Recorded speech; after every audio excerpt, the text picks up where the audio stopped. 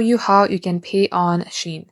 So first of all, get logged into your Shein account. If you're not logged into your account, you will see sign in button. Go ahead and get logged into your account. Now, as you do that, if you would like to pay for items in Shein, you're going to have to purchase something. So in my case, I already have something in my cart. Let's go ahead and select checkout. So I'm going to check out these two, then select checkout.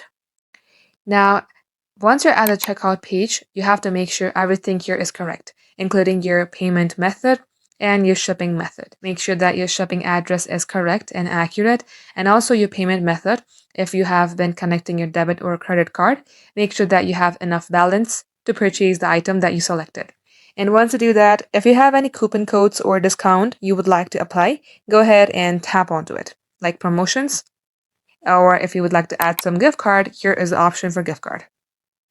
Now, once you do so, if everything is correct, tap on continue, confirm your action, and this is how you can pay on Shein. Thanks for watching.